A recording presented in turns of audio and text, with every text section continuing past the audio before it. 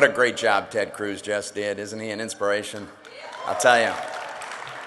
It is great to have Ted as a senator and a member of the steering committee.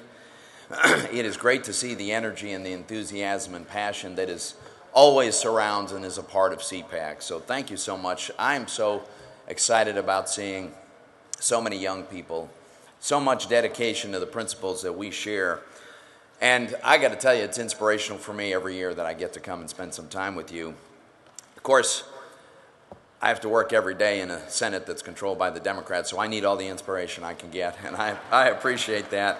I got to tell you, I had a little inspiration yesterday, and the fact is, conservatives won a big victory on the Senate floor yesterday, and that doesn't happen very often. So I want to just tell you this story quickly because it's an important story. But to do that, I've got to begin at the beginning, and the beginning of this story is 3:51 a.m. on December 9th, 1981. At that moment, a 25-year-old Philadelphia police officer named Danny Faulkner pulled over a car that was driving the wrong way on a one-way street with its lights off. The driver got out of the car and immediately began to attack Officer Faulkner. 4 witnesses saw the driver's brother, who was standing across the street, a man named Toomey Abu Jamal, come across the street and shoot Officer Faulkner in the back. And while Danny Faulkner lay on his back, unarmed, helpless, wounded, defenseless, Toomey Abu Jamal pumped 3 more bullets into him and then 1 in his face that killed him. There were 3 other witnesses that heard Toomey Abu Jamal brag about the fact that he had shot Daniel Faulkner and wished that Danny Faulkner would die. During the trial, when Daniel Faulkner's blood-stained shirt was displayed to the jury, Toomey Abu Jamal turned and smirked at Danny Faulkner's 24-year-old widow, Maureen. So it was no surprise when a Pennsylvania jury took just 3 hours to convict Toomey Abu Jamal of murder, and the next day, after 2 hours of deliberation, they sentenced him to death. Now, instead of allowing Daniel Faulkner's young widow to grieve in peace, a group of political opportunists decided to use this case to further their own radical agenda. They started fabricating claims of racism. They spread lies about the trial and the evidence.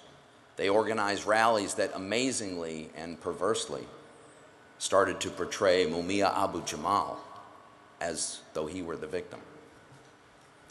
Soon enough, the murderer, Jamal, became a cause célèbre, complete with the predictable adoring Hollywood celebrities, free Mumia t-shirts and posters on college campuses. He had his own HBO special.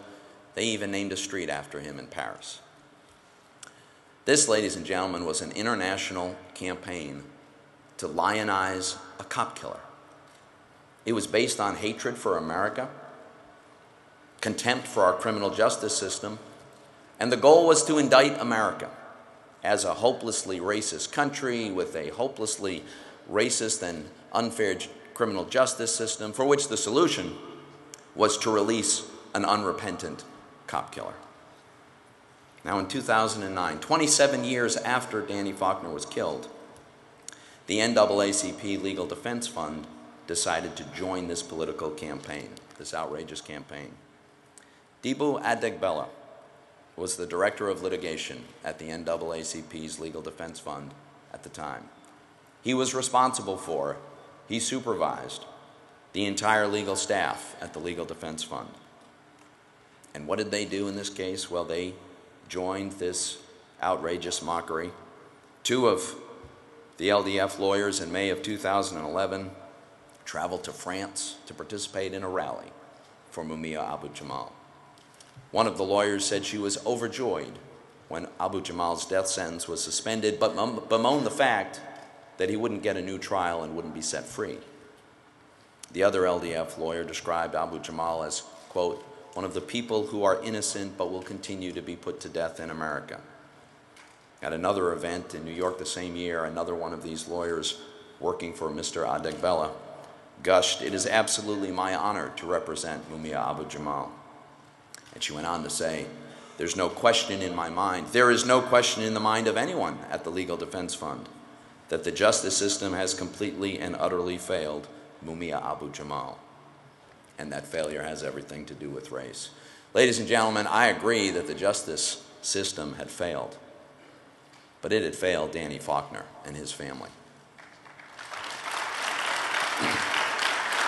So imagine my shock, imagine the shock of Danny Faulkner's family when President Obama nominated Debo Adegbela to be the Assistant Attorney General in charge of the Civil Rights Division of the Justice Department of the United States. I'll tell you, I could not let that stand without a fight. Now, I knew that the odds of defeating his nomination on the Senate floor were not very good. Presidents usually get their nominees confirmed. Democrats control the Senate. And as you all know, in an outrageous power grab, they unilaterally changed the rules so that now Senate Democrats can confirm presidential nominees with just a simple majority vote without needing a single Republican vote. So I knew that it wouldn't be enough to hold all the Republicans in opposition to this very, very poor choice. We would need at least 6 Democrats to come along with us. The odds weren't good. But sometimes you have to fight the fight, even when the odds aren't good.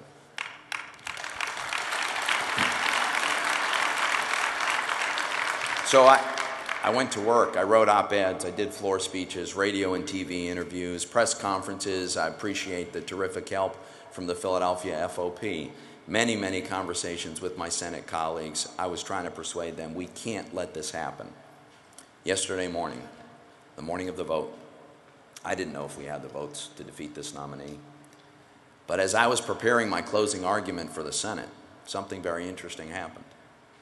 The door to the Senate chamber opened, and in walked Vice President Joe Biden. Now, that was the best news I had had in a while. And that is not my usual reaction. But it was clear they didn't know whether they had the votes, and they thought they might just need Vice President Biden in the presiding officer's chair to cast a tiebreaker if there were a tie. So they called the vote, and I stood nervously in the well, consulting with my colleagues, making sure we had the votes we thought we had, and as the votes came in yesterday morning, we held every single Republican, and we picked up 7 Democrats, and we defeated the nomination of Debo Adegbela yesterday morning.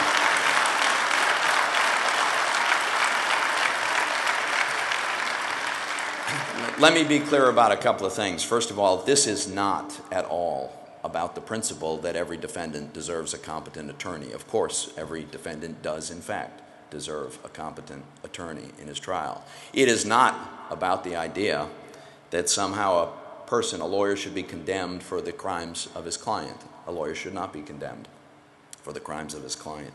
This was always about the principle that no one should be able to make a mockery of our criminal justice system, fan the flames of racial strife in America, join a dishonest international anti-American campaign, along the way drag the family of a fallen police officer through 3 decades of hell, and then be confirmed to a high post in the Justice Department.